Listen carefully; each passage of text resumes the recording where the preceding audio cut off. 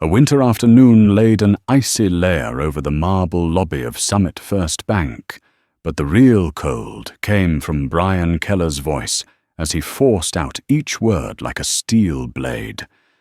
"Security, we have a situation here." The sentence cracked through the stillness like a gunshot, making everyone in the bank lobby jolt and snap their heads toward the black woman, standing tall at the VIP counter, as if she were the source of all chaos.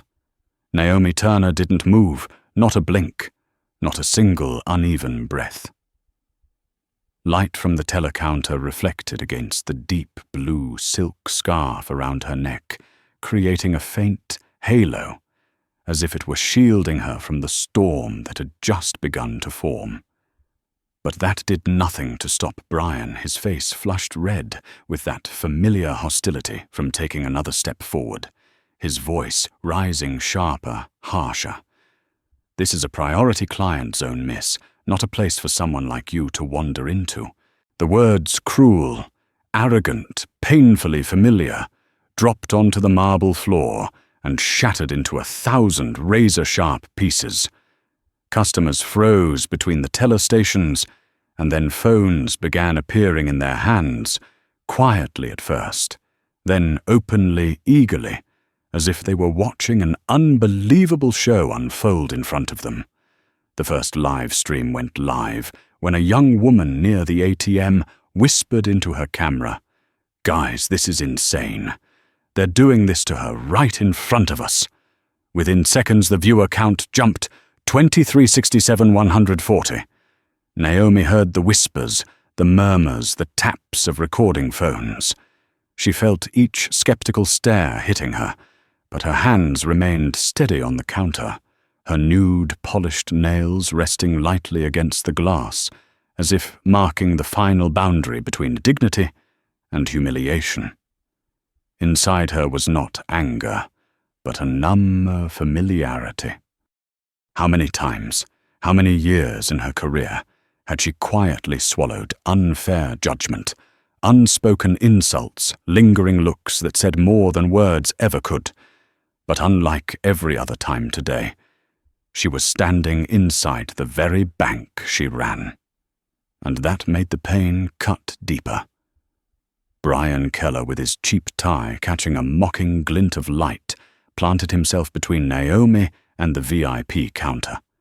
He lifted his chin slightly, as if he were enforcing justice, or at least some version of order he had built for himself. "You need to leave this area immediately," Brian continued, his voice echoing against the high ceilings. "If you need to exchange small bills, the regular service area is in the back." Naomi bit lightly on the inside of her cheek, not to contain anger, but to hold on to the last threads of her slipping calm. Her mind moved faster than his words. Leah, her younger sister, the chair of the Federal Reserve, was waiting for her in a meeting at 3:15 in the afternoon. Naomi glanced at her watch. 3:06. 9 minutes. 9 minutes left, and she was stuck in chaos created by her own branch manager.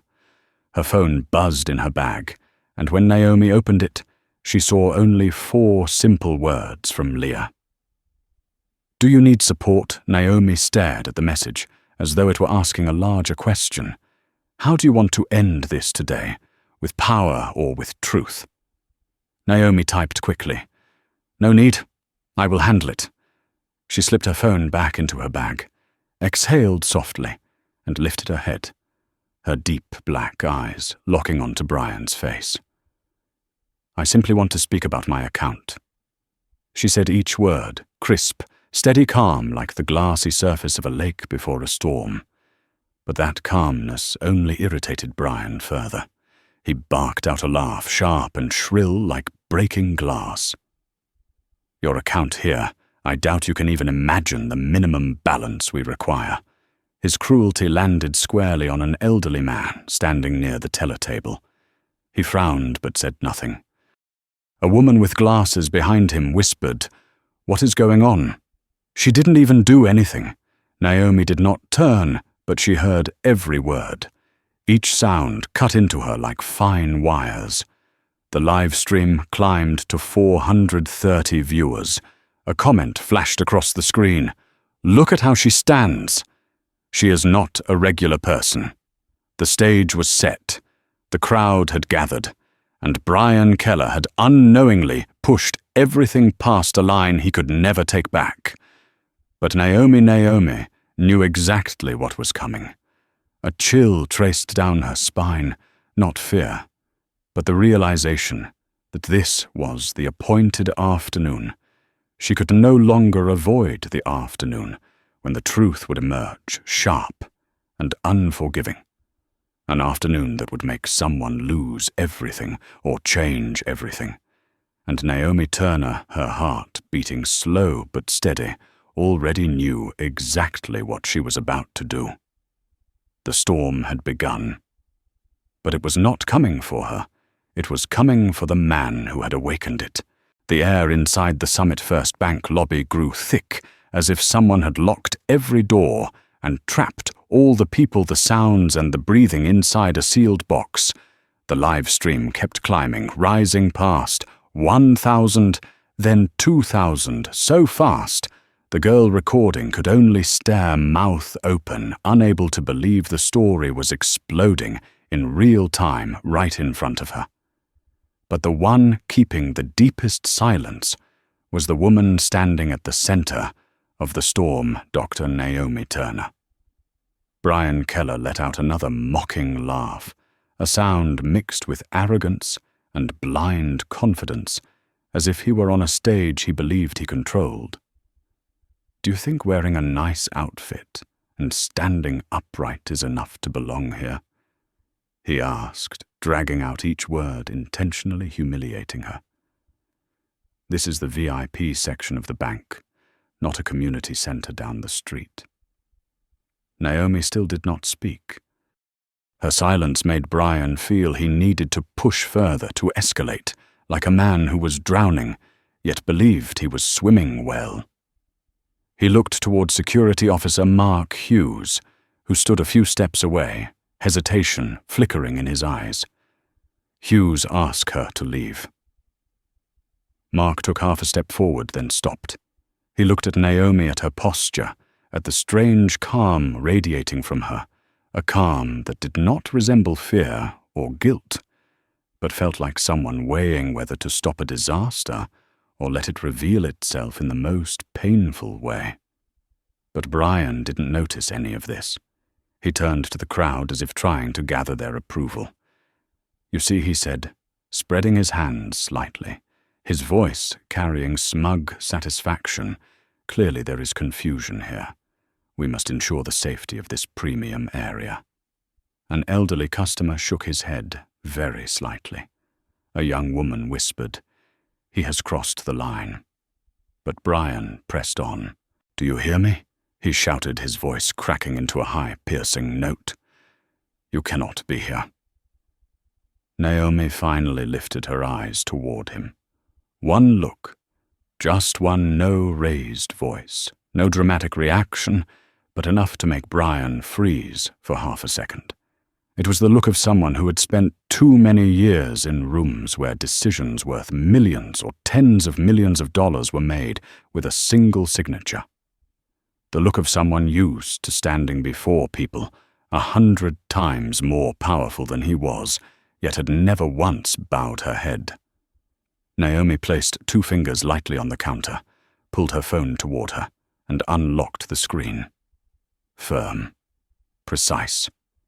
A small gesture that cracked across the room like lightning. 3:08 in the afternoon. 7 minutes before her meeting with Leah, a new message appeared from a senior partner. Heard something about the Chicago branch. Loud situation. "Are you all right?" Naomi did not respond. She lifted her head, and for the first time this afternoon, thick with mockery, she spoke. "Mr. Keller," her voice, low, clear, resonant like the ground splitting before a volcanic eruption. "I suggest you think carefully before you continue." A deeper silence slid across the lobby. Not silence from shock, but silence, because everyone sensed something approaching.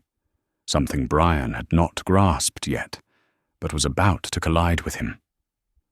Brian laughed for the third time, but this time the sound trembled. "Think carefully," he said, trying to keep his voice forceful, but something in it wavered.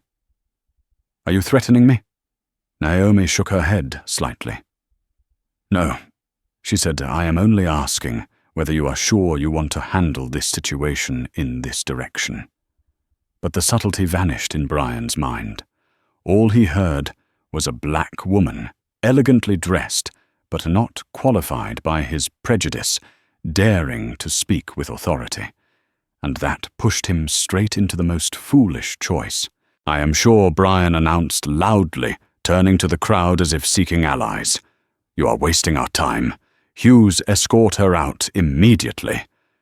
Mark Hughes inhaled deeply. This was not the first time he had seen Brian lose his temper, but this time something felt different. The danger did not come from Naomi, but from the ignorance of the man Mark was supposed to follow. Before Mark could speak, another voice cut through sharper, smarter alert. "Hold on, assistant manager," Linda Park said as she stepped out from behind the teller counter. "Mr. Keller, at least verify her identity before—" "No need!" Brian screamed before she could finish. "I know this type. People pretending to be VIP clients to get perks." His words slapped the air. Livestream numbers shot up to 3,500 viewers. A highlighted comment flashed.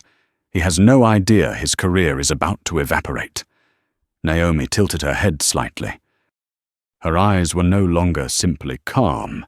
They were sharper, colder, and dangerous in the way you only recognize when you are standing on the edge of a cliff without knowing you are about to fall. "Are you sure?" she asked again, her voice soft as silk, sharp as a blade. Brian slammed his hand on the counter. Sure, Naomi looked at him for 2 more seconds, as if giving him 2 last seconds to save himself from the cliff he had dug. But Brian did not see the gift. And then Naomi unlocked her leather case, reached inside, and pulled out a small metal object that glinted softly under the lights. The entire lobby held its breath. The live stream held its breath. Brian stepped back slightly. "What are you doing?" he asked, his voice suddenly dry. Naomi did not answer. She simply placed the object on the counter. A small box. Black. Leather. Premium. Brian glanced at it, curiosity and fear mixing in his eyes. "What is that?" Naomi did not reply. Instead, she opened the lid. Inside was something that made Brian's eyes widen instantly, as if staring straight into the sun. A business card holder, and at the very top the card he had never even come close to in his entire career. Dr. Naomi Turner, Chief Executive Officer, Summit First Bank. The airflow from the vents seemed to stop.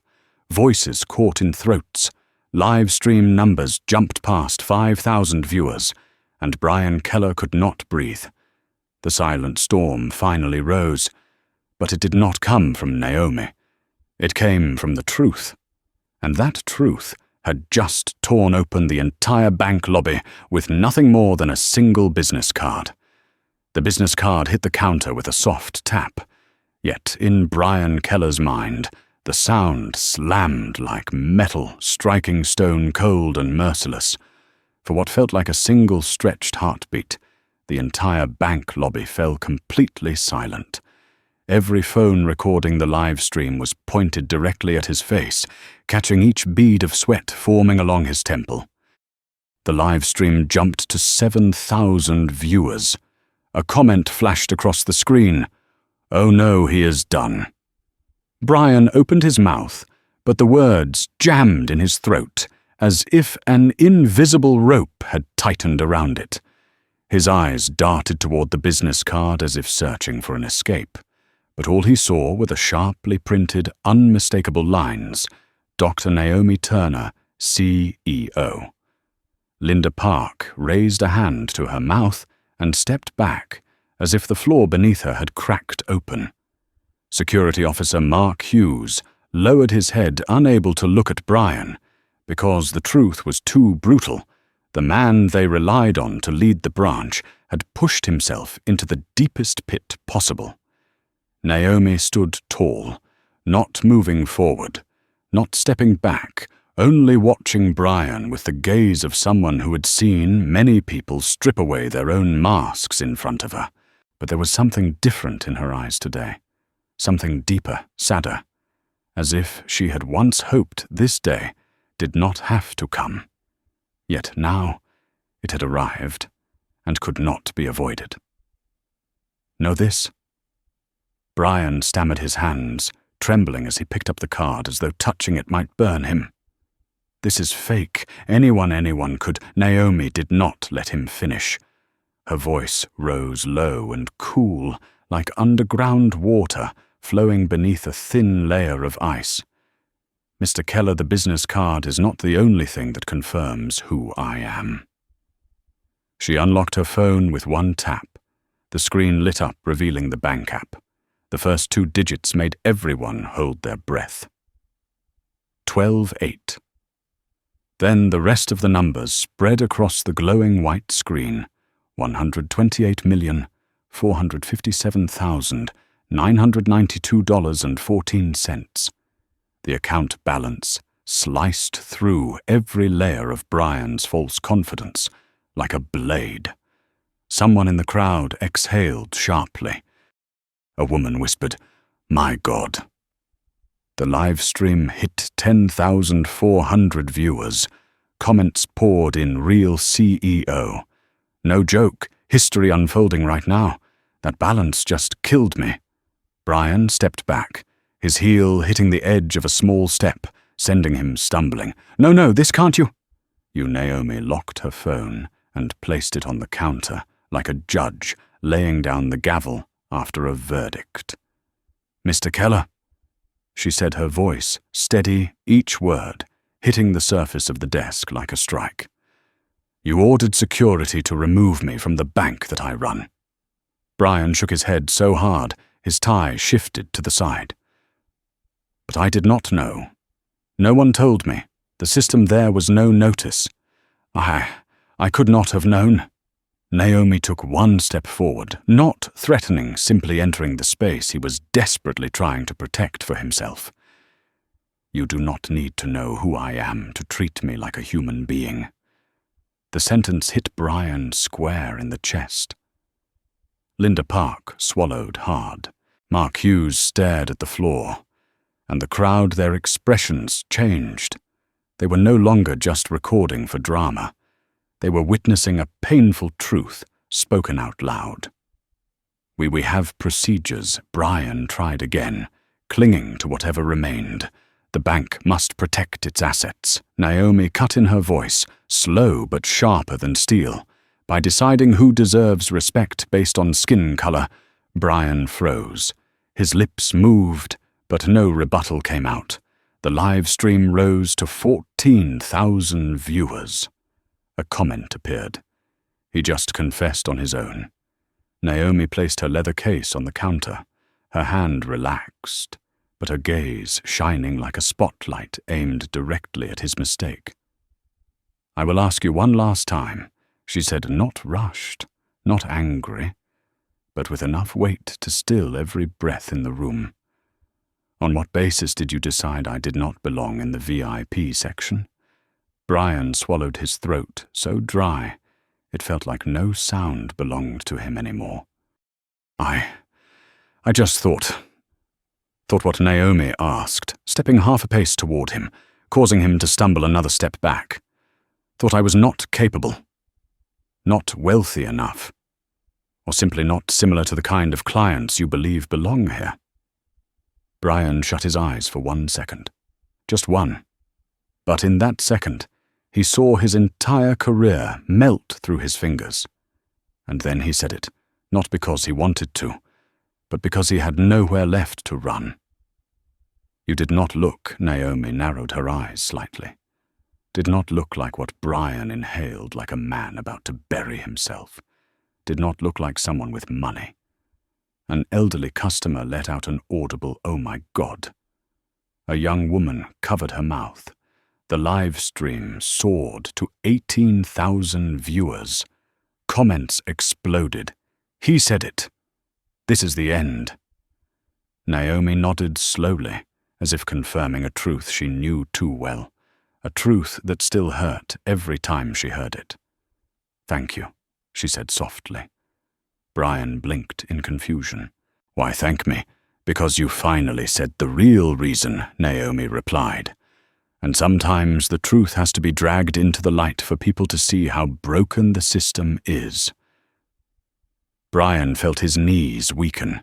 His hands shook uncontrollably. Naomi looked around the lobby, her eyes meeting each person holding a phone. "Everyone here," she said, "will remember this moment.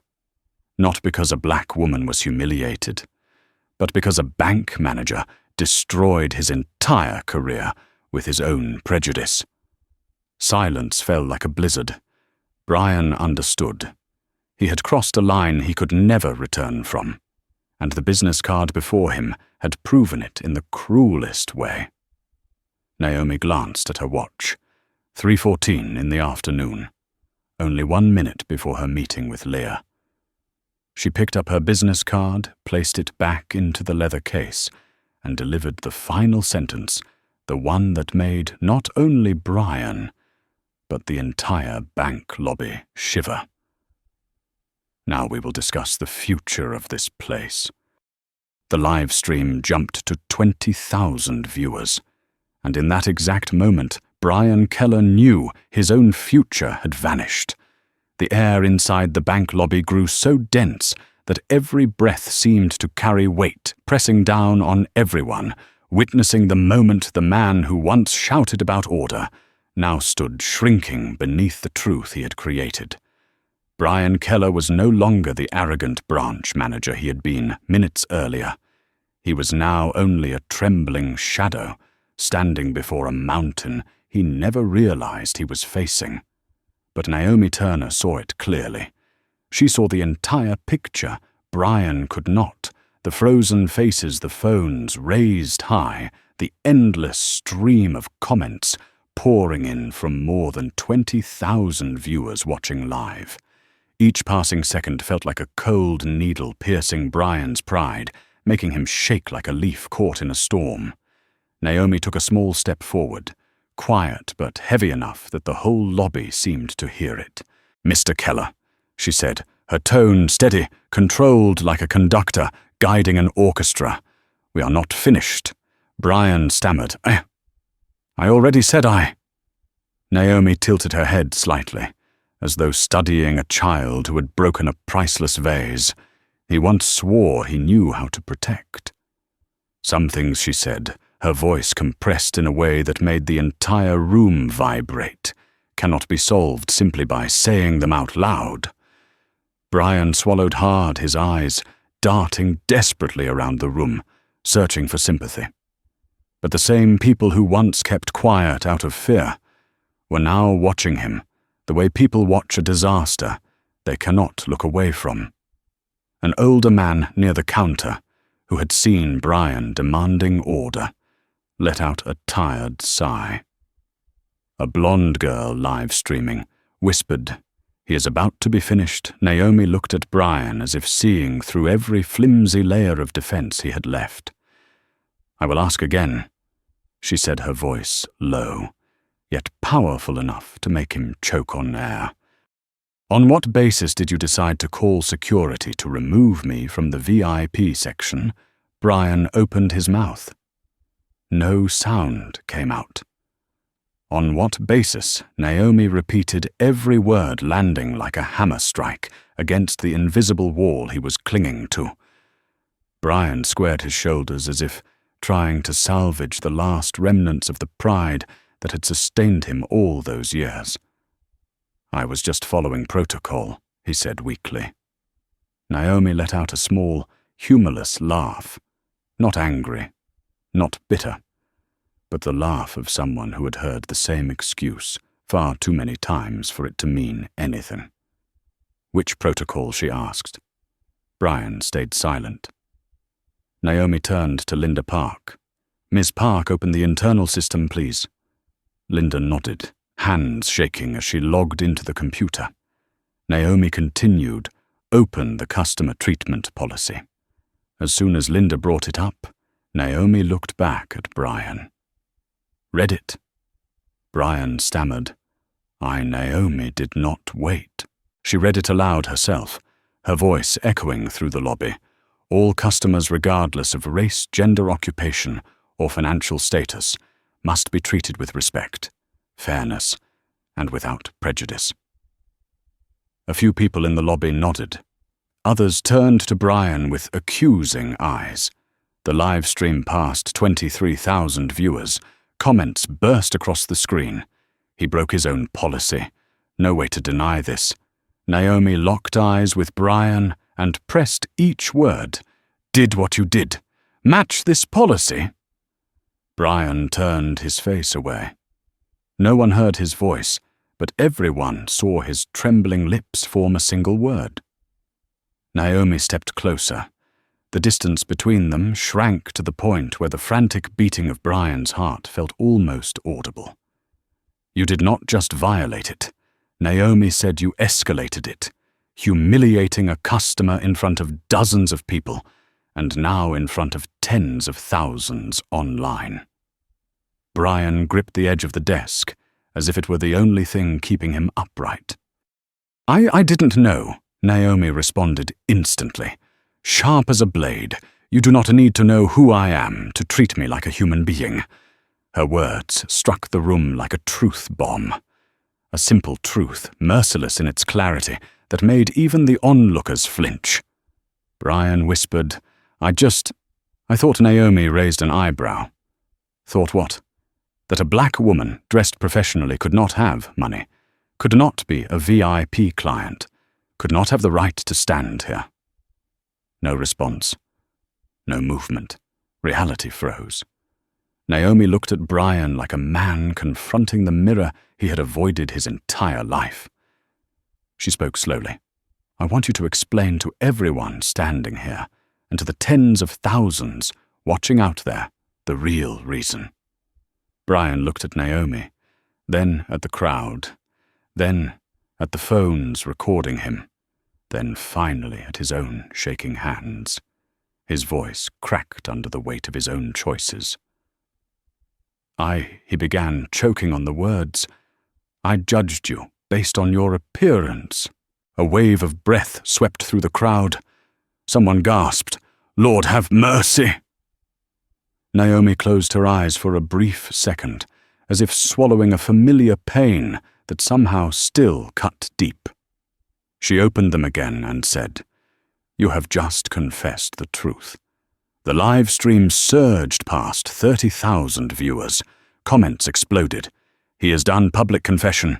CEO just ended him. Brian looked at Naomi, his eyes reddening, not from anger, but from the realization that he had fired the gun straight into his own career.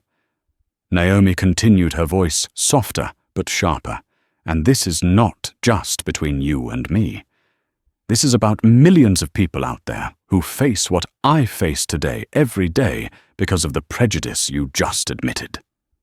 Brian tried to inhale, but the air felt like shards of glass tearing into his lungs. Naomi said, I gave you an opportunity to stop before things went too far. You chose not to. And now she glanced at her watch. 3:17 in the afternoon, 2 minutes past the time she should have been in her meeting with Leah. Now, Naomi said, you will take responsibility for everything you have done. She stepped back half a pace, her eyes no longer cold, but heavy with something deeper. But I didn't come here to destroy you, Mr. Keller. Brian lifted his head, torn between hope and terror. Naomi said, I came here to change an entire system. Her words cracked through the lobby like thunder. The bank fell silent. The live stream crossed 35,000 viewers. And Brian Keller finally understood. The figure standing before him was not merely a CIO. She was a storm of justice, a storm he could neither stop nor outrun, a storm he now had no choice but to face, and his fall was only just beginning. Naomi Turner stood at the center of the bank lobby like a calm anchor in the middle of a storm. Yet it was exactly that calmness that terrified Brian Keller more than any shouting ever could.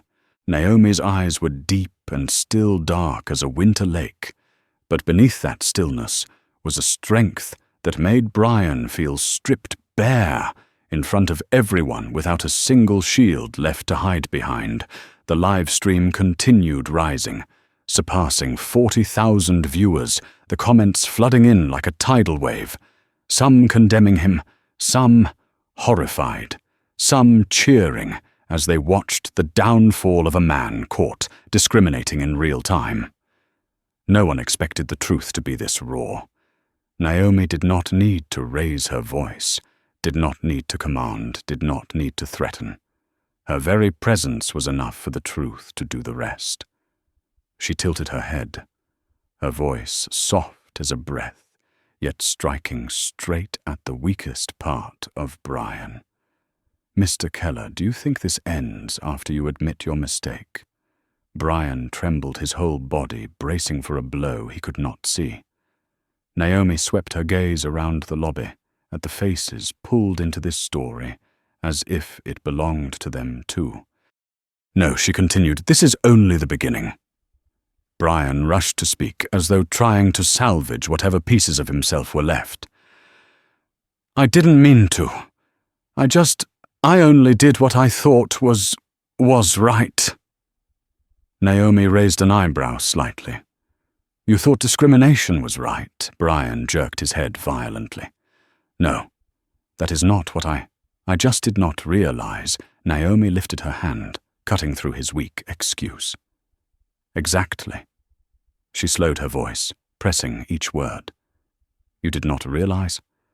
Not because you could not, but because you never tried. You did not want to see. You did not want to understand. You chose the easiest path, judgment." Brian lowered his head, his fingers clenching so hard his knuckles turned white, but he still could not speak. Naomi exhaled slowly, as if gathering every painful memory of moments when she herself had endured the same thing, placing them all before him to show what he represented. "I spent my entire life building a system that is more fair," she said. "A system where every employee understands that customers are not their skin color or their clothes, but human beings." She looked directly at him. "You destroyed that principle in a matter of minutes." Brian opened his mouth to apologize, but Naomi shook her head. Not yet. She spoke so quickly he could not get a word out. "An apology only matters when you understand everything you have done." Naomi turned toward Linda Park, who still stood frozen at the counter, her hand resting on the mouse, as if afraid to move. "Ms. Park," Naomi said, "I want every complaint report from this branch for the past 18 months. Linda blinked hard. "Right now, ma'am?" Naomi nodded. "Right now?" Linda hurried to pull up the reports, the screen filled with rows of red entries, complaint forms, 1-star ratings on the internal system, comments from customers who had been dismissed, disrespected, misjudged, categorized based on appearance. Brian stared at the screen, his face draining to a color paler than the marble countertop. A red line flashed. Customer attrition rate increased 62%. Another line, discrimination-related complaints, 14 cases. Another manager performance rating, lowest in district. The live stream exploded. This branch is a mess. His career is gone. The CEO is exposing everything. Naomi watched the numbers without surprise, as if she had expected them all along. "Did you know about this?" she asked Brian. He mumbled. I knew some, but I did not think." Naomi let out a cold breath. did not think it was serious, did not think your behavior was driving this branch into collapse, or did not think that one day you would have to stand in front of me like this. Brian breathed heavily, each breath dragging out of his chest full of fear. Naomi cut him off again. You say you were just doing your job, but you do not understand that your position is not simply about processing transactions. You are the face of this branch, the person who shapes how customers experience our bank. She pressed the words hard. And you failed, completely. Brian shut his eyes as large drops of sweat rolled down his temple. Naomi continued, her voice now softer, but deeper, heavier, carrying a pain much older than this moment. Mr. Keller, I am not standing here to destroy your life. I am not here to prove I am stronger than you. I am here to protect the millions of customers who have endured what I just endured from you, moments they could not live stream, moments with no one to stand beside them, no power to demand justice. Brian opened his eyes. For the first time that afternoon, something like real regret flickered there. I'm sorry, Naomi shook her head. Not yet. She turned toward the crowd, her voice clear and resonant enough to make everyone shiver. Today is not just about me. Not just about Mr. Keller. This is about a system that must change. She paused for a single powerful heartbeat, and that change begins right now. Silence stretched across the lobby like a taut wire. Then Naomi looked back at Brian. Mr. Keller, you will face the board today. You will answer for every decision you have made. And she reached down and lifted her leather case. I will make sure justice is carried out. The live stream surpassed 50,000 viewers. And as Brian Keller watched Naomi Turner walk toward the private elevator leading to the CEO floor, he understood that his life had shifted into a direction he never imagined he would walk. There was no turning back, no hiding, no escape. Naomi Turner had spoken. And when power speaks, silence is no longer an option. It becomes a sentence. The elevator shot up to the 48th floor with smooth precision, but the silence inside it was stretched tight like a wire ready to snap. Naomi stood upright, one hand resting lightly on her leather case, her gaze fixed on the rising numbers on the screen, as if preparing to step into a battlefield where every word would become a weapon. Brian pressed himself against the corner of the elevator, back stiff fingers intertwined so tightly his knuckles turned white. He did not dare lift his head, because every time his eyes caught her reflection in the polished steel walls, the truth hit him again. This was no longer a personal matter. This was the trial he had dragged himself into. The elevator doors opened with a soft chime, revealing the expansive CEO office, a space washed in light, pouring through a full glass wall overlooking the vast city of Chicago. Naomi did not rush yet. Each step she took carried a weight that made Brian feel as though he was being escorted to his own judgment. The room was wide, the walnut floor gleaming, the long desk sculpted with sharp, elegant cuts, every detail radiating a level of power Brian had never truly understood until now. Naomi gestured for him to sit in the chair facing her desk. The chair was soft, wide, luxurious. Yet the moment Brian sat down, he felt as though he were sinking into a cold, bottomless pit. Naomi placed her leather case on the desk, opened her laptop, and within seconds the screen flooded with harsh red numbers, plunging graphs and pages of detailed reports showing the performance of the branch under Brian's management.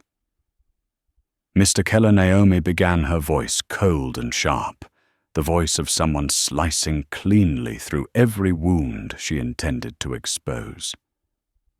This is the state of your branch over the past 18 months.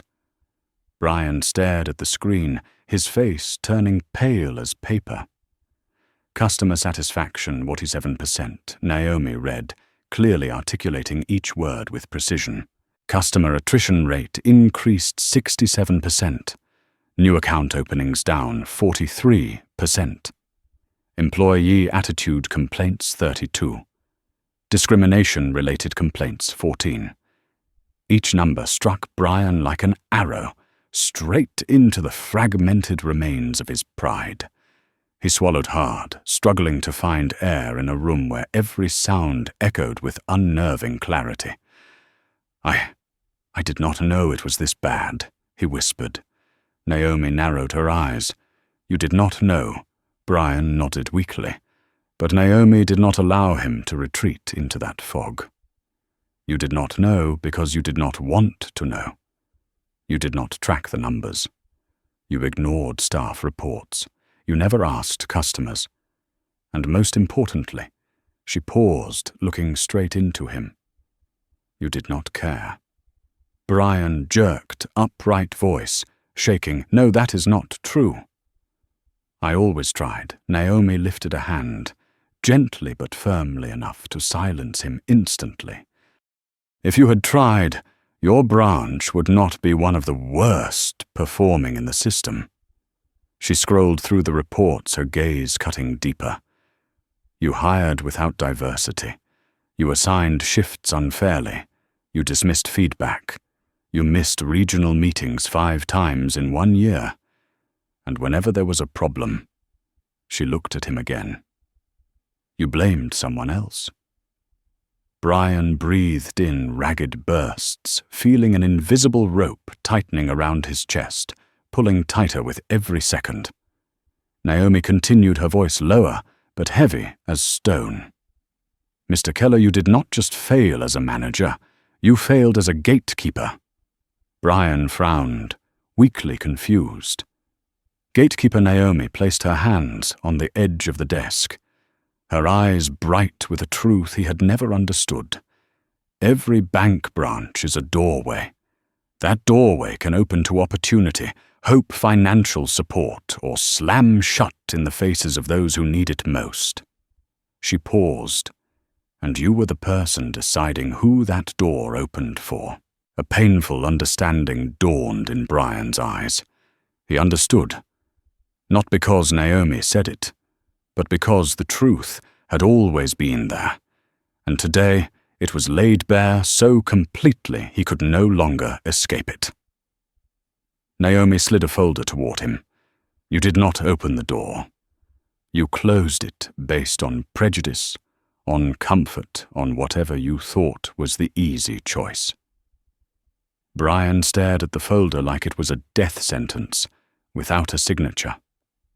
His hands shook as he opened it, revealing a list of 247 customers who had left the branch, each with a reason, each reason a crack, a wound, a story of someone who once trusted this place and was pushed out by him.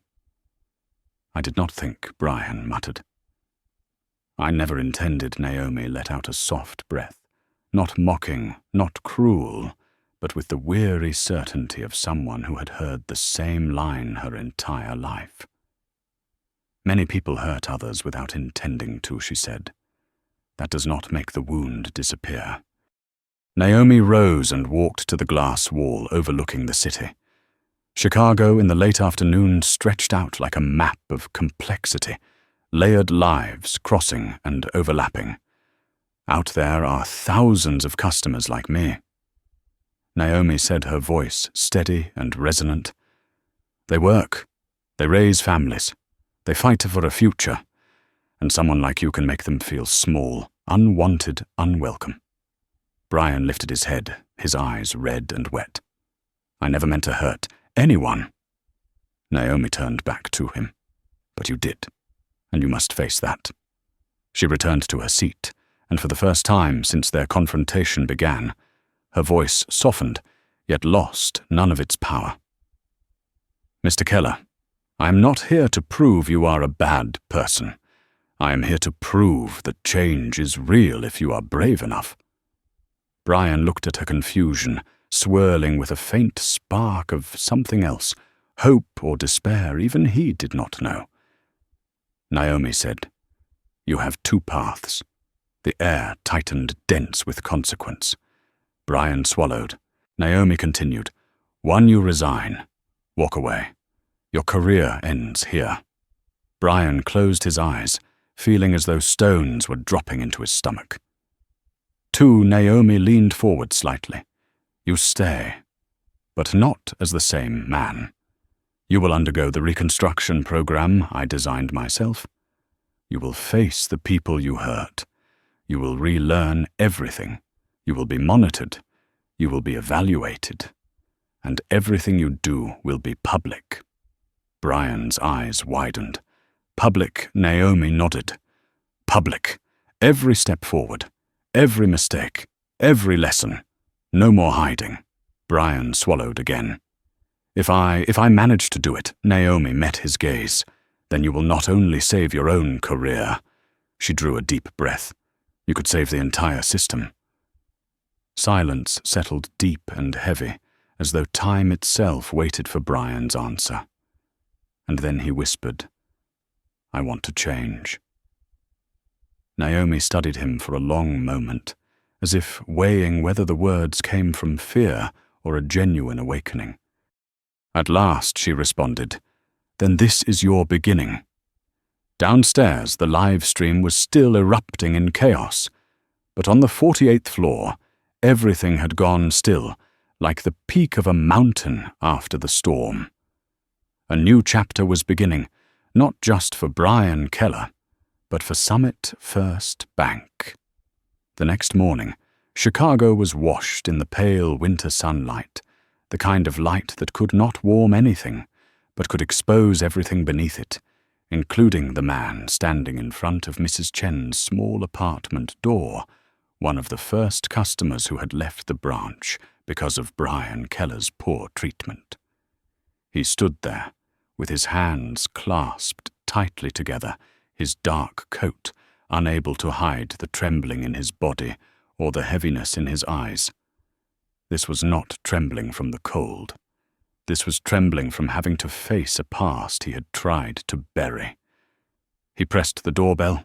The door opened slightly. Mrs. Chen, a middle-aged woman with a small face and silver hair tied neatly behind her head, looked at him for a long moment without speaking. Her eyes carried exhaustion and caution, not the look one gives to a stranger, but the look reserved for someone who had hurt her more than once. "What do you need?" she asked, her voice flat, neither loud nor soft, but colder than the wind outside. Brian lowered his head. "I am Brian Keller.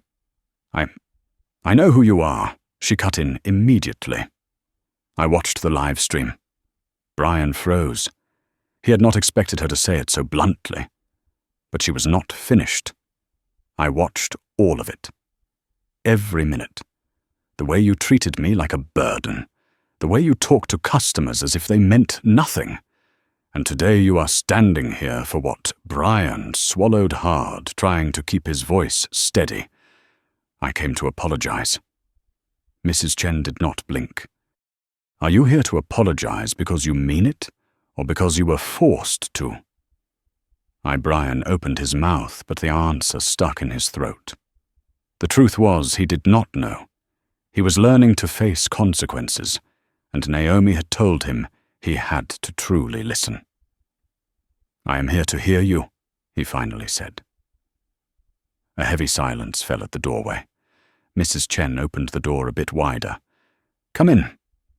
Brian stepped into the small living room, where everything was tidy and organized.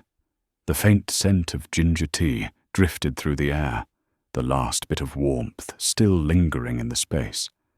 Mrs. Chen sat on a wooden chair beside the small table, and Brian sat across from her hands, resting on his knees, eyes fixed on a woman he had never understood and never bothered to try understanding. "The time you made me leave the branch," she began, was when I brought in a large amount of money to deposit for my daughter. You asked me 3 times if that money was illegal." Brian swallowed, and a blurry image of that day surfaced in his mind, but nothing like the way she was describing it. She continued, "I run a small restaurant. I work every day from 4 in the morning until 10 at night.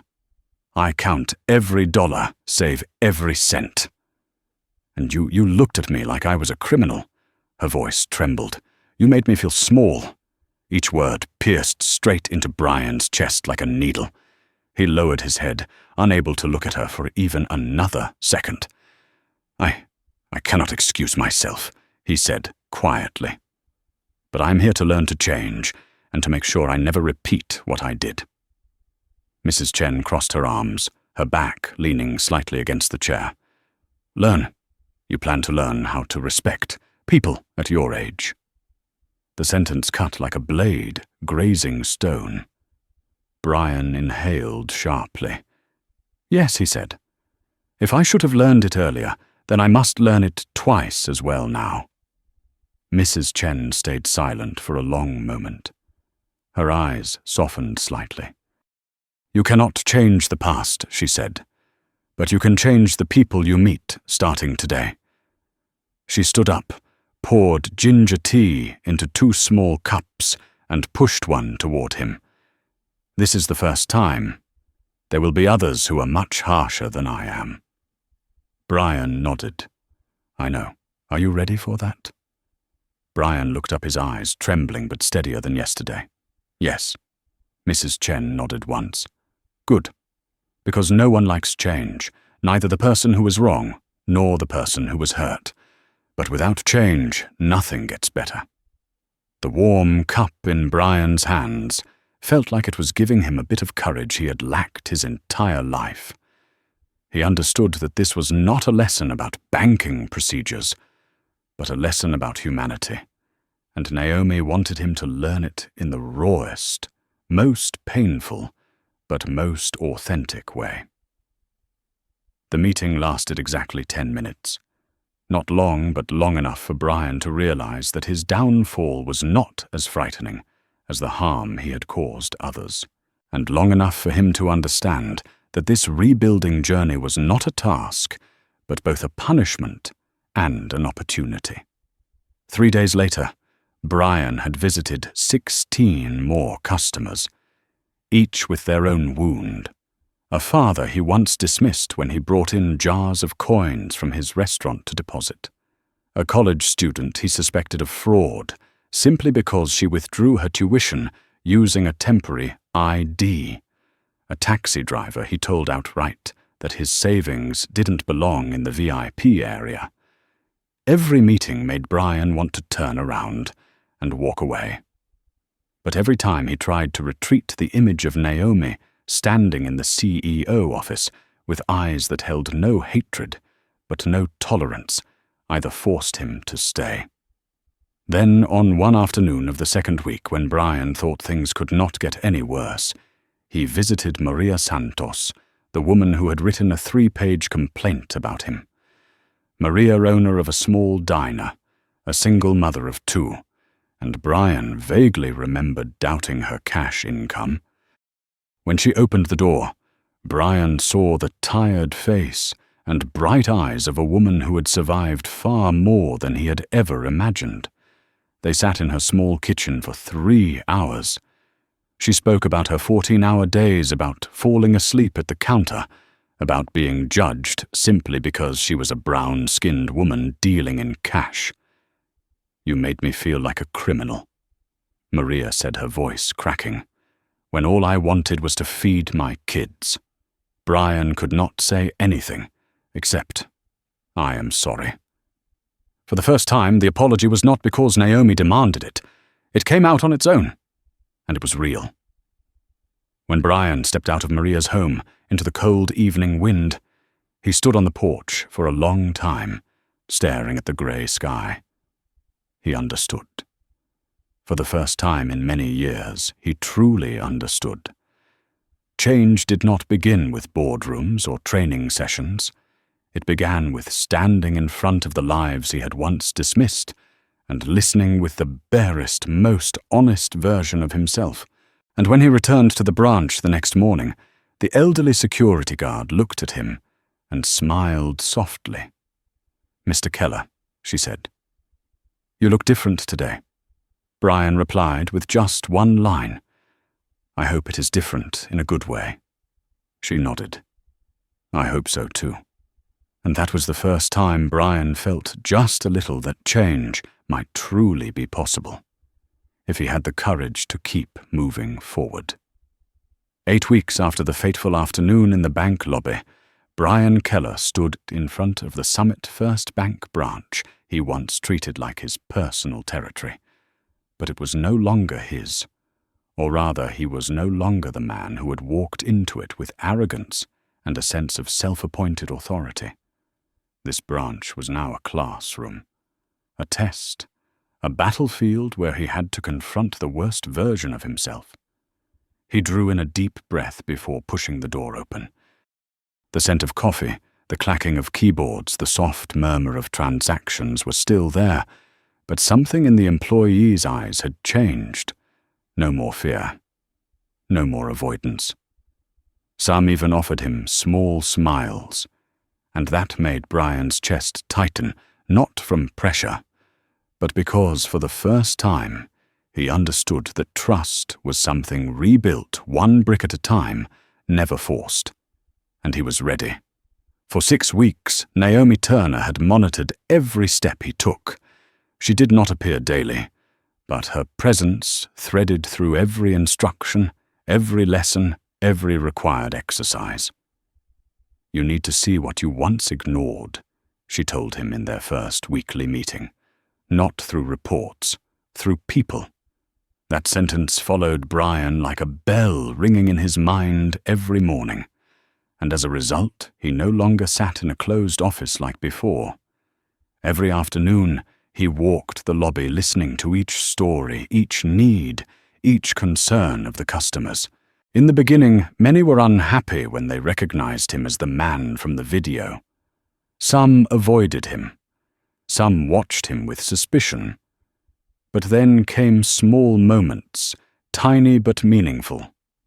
Like that morning when he stopped by Mr. Kim's usual spot, a middle-aged customer whose name Brian once never bothered to remember. "Good morning, Mr. Kim," Brian said, trying to sound natural. "Is everything going well for your family today? Your daughter must be getting ready for the new semester." Mr. Kim looked up surprised. You remember I have to remember," Brian replied. "It is my responsibility." Just that one sentence made Mr. Kim's face soften into a smile Brian had never seen from him before. These small moments, minor as they seemed, were the first bricks in rebuilding the wall of trust Brian had once shattered. But the process was far from easy.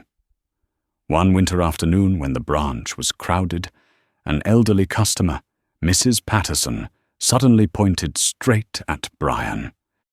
"You think I forgot what you did?" "I didn't forget." Her voice echoed across the lobby, drawing everyone's attention. Brian felt his heart clench tight.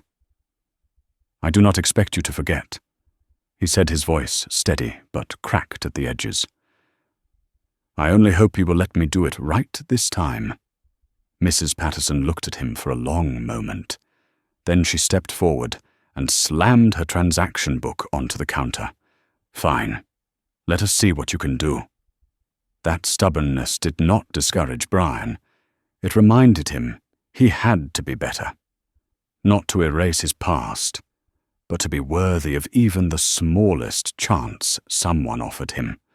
But the thing that changed Brian most deeply was not the customers. It was the employees under him. Kelly Morales, a young teller who once avoided working near him after the video ended up giving Brian the greatest lesson of all. That day the branch was unusually busy, and a customer who spoke Spanish approached the counter nervously. Kelly stood up immediately and began speaking to her in her native language. Brian watched from a distance, confusion swirling in his chest. In all his years as a manager, he had never thought to hire bilingual staff for the community his branch served. After Kelly completed the transaction, Brian approached her. "Ms. Morales," he said. "Thank you." Kelly blinked. "Sir, I was just doing my job." "No." Brian shook his head. "You were not just doing a job. You made her feel safe. I should have done this years ago." Kelly studied him for a moment before nodding. "I think you are trying, and that deserves recognition." That was the first time Brian felt that his change was being acknowledged not through numbers, but through something real, something human. After that afternoon, Brian began holding community surveys, meeting small business owners, listening to their stories of daily struggle. He attended meetings at local community centers, sitting beside people he once would not have noticed, listening to their needs, their worries, their hopes. Once a shoe store owner told him, "Do you know why I never returned to your branch before? Because I walked in and felt like I did not belong there." That sentence made Brian lean against the parking lot wall after the meeting, breathing heavily, like someone who had just run a long distance. He realized something devastating. Many people had not left his branch because they lacked money or services. They left because they felt invisible. And Brian was the one who made them invisible.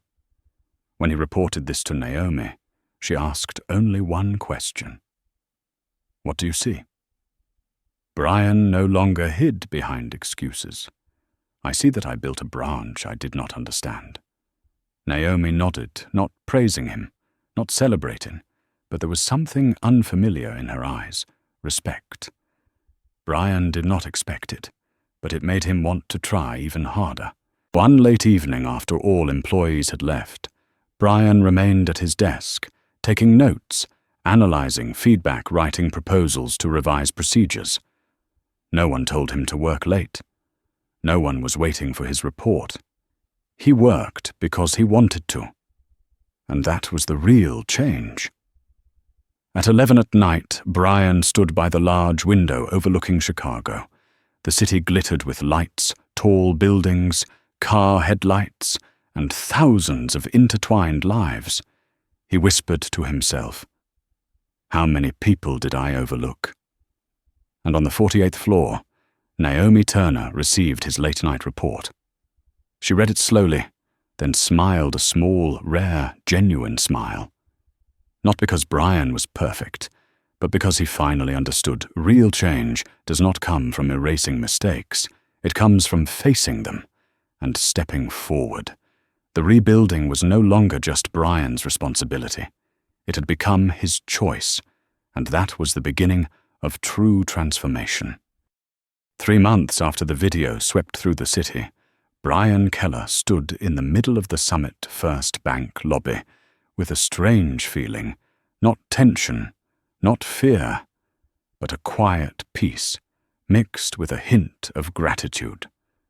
The lobby that once made him tremble every time he stepped inside, because every brick and every pillar reminded him of the moment he was exposed, before tens of thousands of people now felt like a space he was learning to love again, the way someone learns to walk after falling so hard they once believed they would never get back up.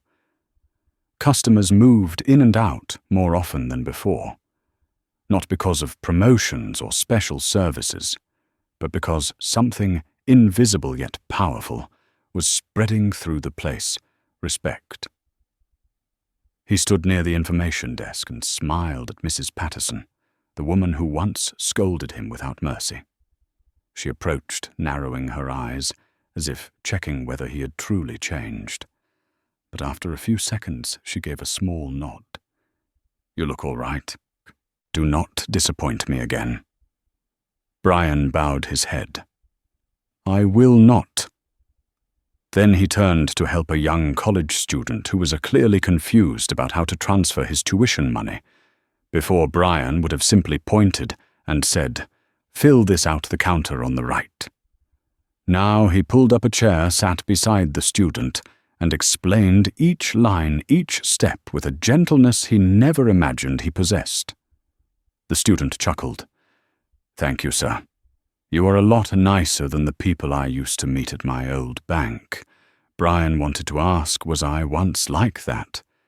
But he already knew the answer, and he didn't want to reopen that chapter. Naomi Turner arrived at 11 in the morning, as she did every month.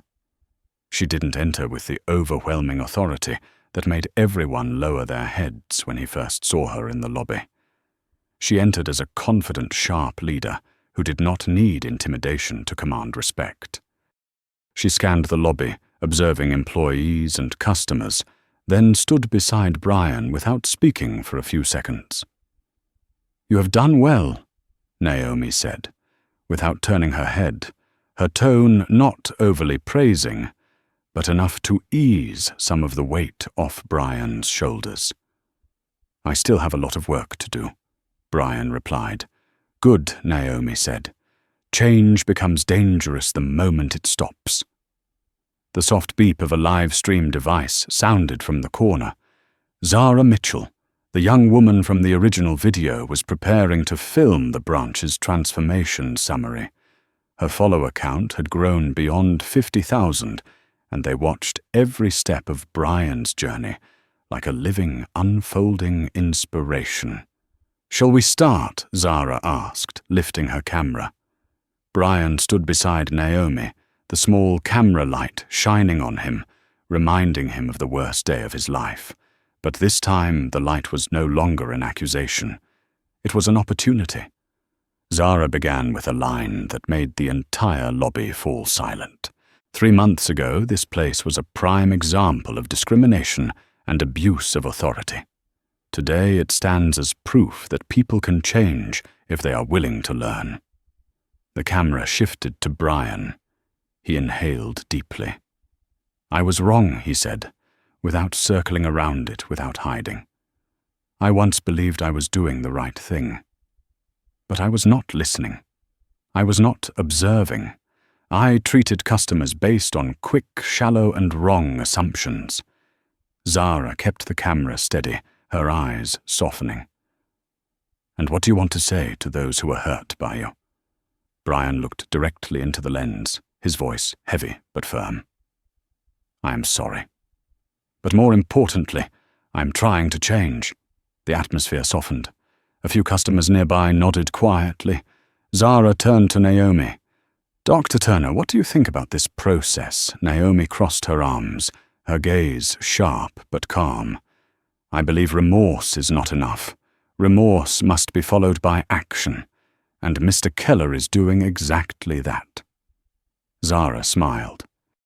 "Do you believe he will maintain this change?" Naomi looked at Brian, a look that held both evaluation and trust.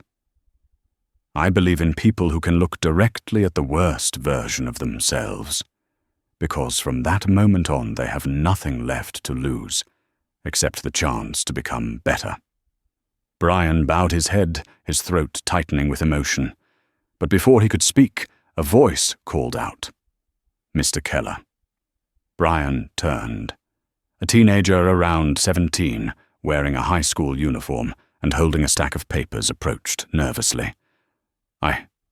I want to open an account to save my scholarship money, but I do not know where to start." Brian did not hesitate. "Come here, I will help you." The teenager sat with Brian, and within moments, Zara quietly recorded the scene as a highlight for the video. From a distance, Naomi watched, not with triumph, but with the quiet satisfaction of someone witnessing what they had believed in becoming real. But the journey had not been smooth. A few weeks earlier, Brian had a momentary lapse. A customer dressed in worn clothes walked into the branch, and Brian, acting on an old reflex, asked cautiously, "How can I help you?" The customer frowned immediately. You think I do not have money? That moment struck Brian like a knife. The reminder that he still slipped sometimes, that change was not a straight line. He apologized at once and listened carefully. And that customer who turned out to own an auto repair shop eventually smiled. You know your mistake and you fix it. Good. Naomi heard about the incident. She did not scold him. She simply said, "What matters is that you realized your mistake faster than before." And she was right. Brian no longer tried to be perfect. He tried to be responsible. Day after day, the branch transformed.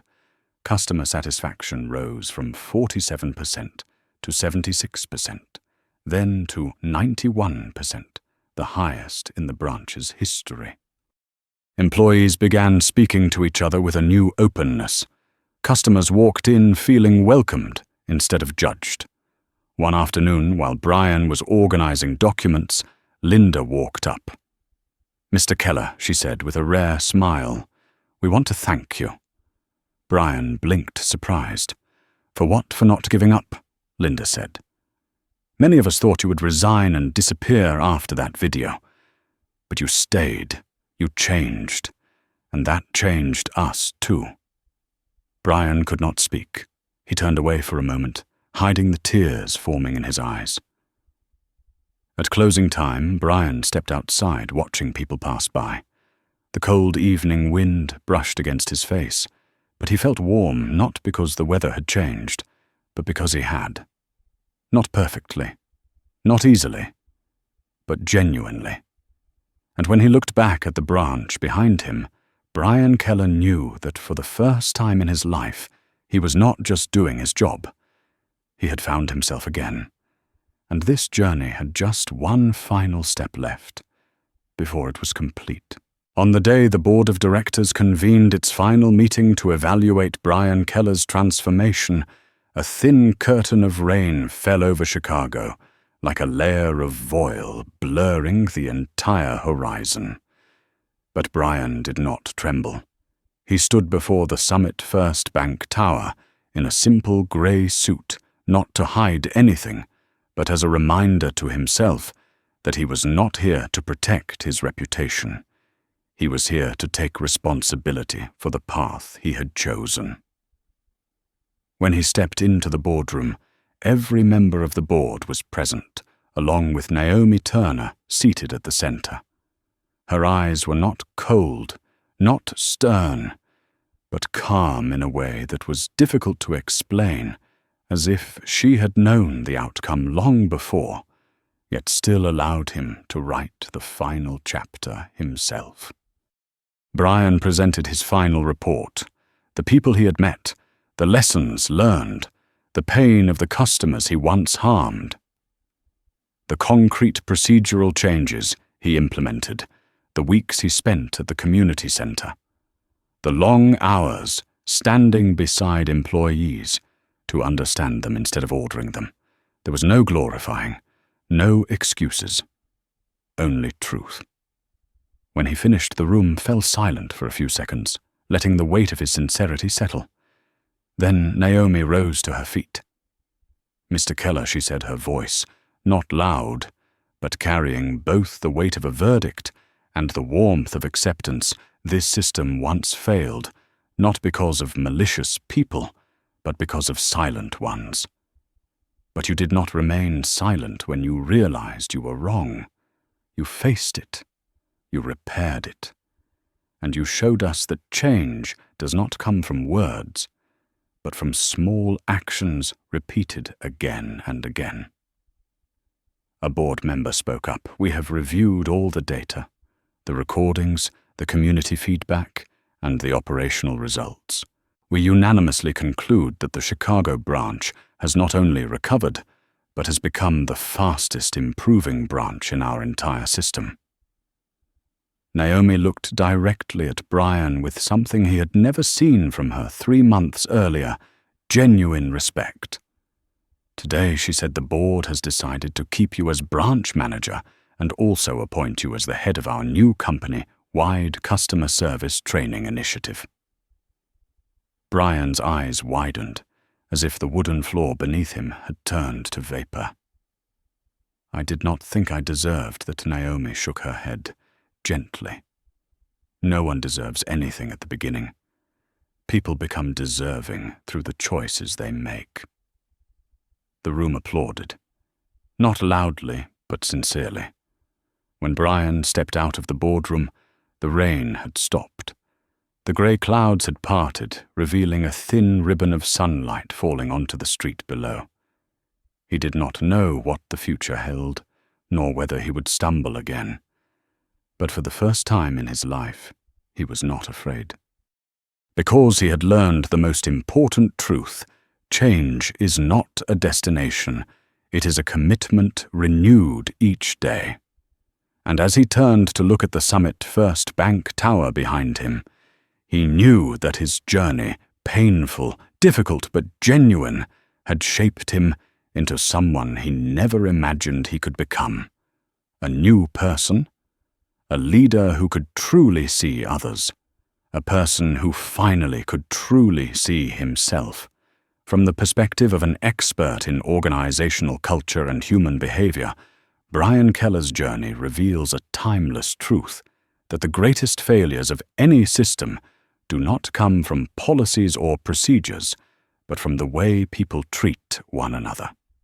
A single moment of prejudice can shatter the trust an organization spent years building, yet that same moment, when met with courage and responsibility, can become the starting point of renewal. Summit First Bank didn't change because of a viral video. It changed because one person dared to confront the worst part of himself in order to become someone better. If this story resonates with you, please, like to help spread the message of respect and genuine transformation, and subscribe so you will not miss the journeys where people learn to become kinder every single day. And comment the words, "Change today," to remind one another that sometimes a single decision is enough to redirect an entire life.